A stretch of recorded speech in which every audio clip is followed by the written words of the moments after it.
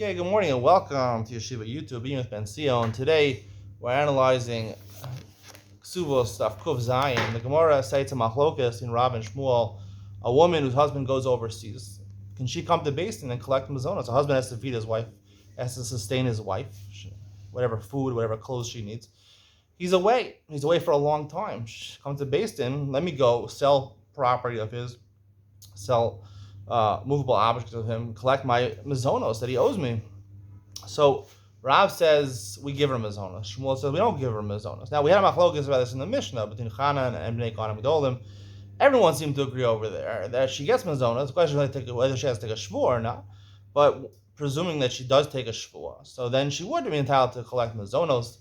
So Shmuel says that case is talking about where we heard that the husband died. If they heard the husband died, then she can collect mazonos. If we didn't hear the husband died, she can't collect mazonos. The Gemara explains what's the machlokas in Rav and Shmuel.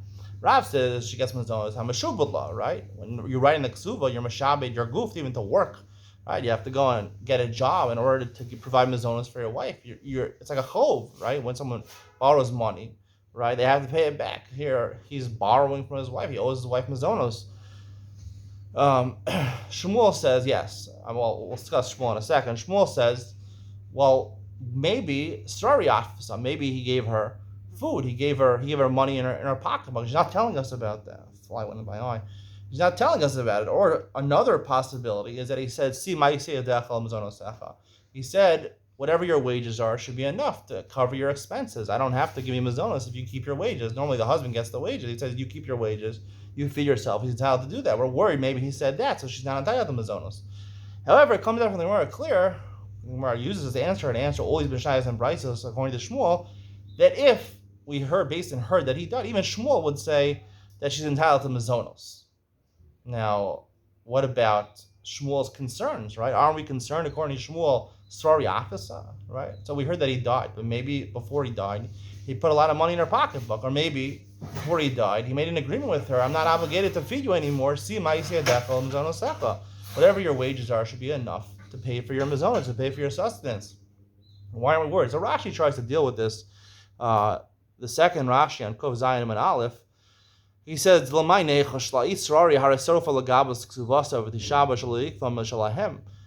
If you're worried that he gave her cash in her pocketbook, she has to collect her ksuva at one time in the future, so she'd have to swear about it. She's not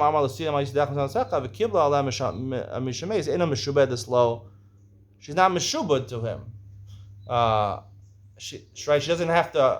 She doesn't have to give her ma'aseh adayim, so he can't say take your ma'aseh adayim in place of the mazonos, because he doesn't have to give her. She doesn't have to do ma'aseh adayim. And Rashi says maybe she has to do ma'aseh adayim for the yisomim. It's a very complicated question. I'd like to give a more fundamental answer than Rashi is giving over here. I like to say it like this: that the chiyuv to give mazonos for a living husband versus a dead husband. Right? Obviously, if the husband dies, the almana, one of the taksuvas, the almana sits in his house. She's entitled to live in the house. She's entitled to get mazonos, and she's entitled to get the ksuva. That's not based in, right? If the husband is alive, so the shiba that he has is not tied to the ksuva, right? It's not tied to collecting the ksuva, the mana masayim with the ksuva, right? The mana masayim with ksuva is connected to the kfura, right? It's something else. It's not the ksuva. We learned Shimon Meshetach made a shiba on all his nechasim, right? Not just land worth $200, but all his land to make sure that $200 is collected.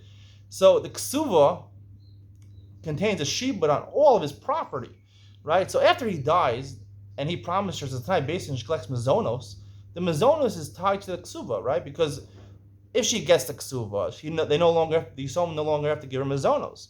So the mazonos that the yisomim, right, that the heirs, if he were to die, the husband were to die, they owe her, is linked to the ksuva, which is basically a shibud on all his property. However, when the husband's still alive, right? So yes, Rav says he's meshubad law, but it's a shibud aguf. It's not a shibud on his mammon. It's not a shibud on his property. It's not a shibud on his property. The ksuva is a shibud on his property, but the mazonos is not a shibud on his property. It's a shibud that he has to financially try to provide it with his goof, with his body. He has to get a job, but he doesn't have to. His nechasim are not achrai for her mazonos. For the ksuva, yes, but from the zonos, no. So therefore, now the case is he's not around, right? He's not around. So she's coming to collect. So according to Rav says the shibud aguf is enough.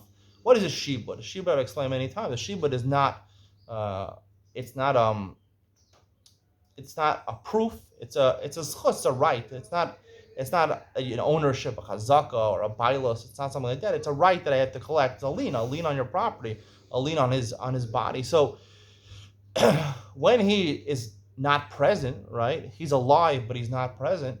So you can't collect in that case because the shibud is on his goof, and the goof is not here. He's not here. He's overseas, right? If you want to collect from somebody, you want to collect from his body, you got to bring him to base. He's not here. You can't collect, Shmuel says. However, once he died, Shalom Bush and Mace, so therefore, Basin is assuming that he died. So now the shibud is on the property, all of his estate over here. And therefore, she can collect, even if he's not around, maybe even the Yisomim are not around. She can go to Basin, like there's a brayso that says, Basin Yardlan Chassid, they go down, she claims. It's tied to the Kesubos, it's tied to his property. His property is still here. His property is still here. She can come and collect. I think that's a distinction, whether it's shibud haguf or shibud on the mamon. That's different to the mazonos while he's alive, and the mazonos that she collects from the Yisomim after he dies. Hope you enjoyed today's share. See you on the next one.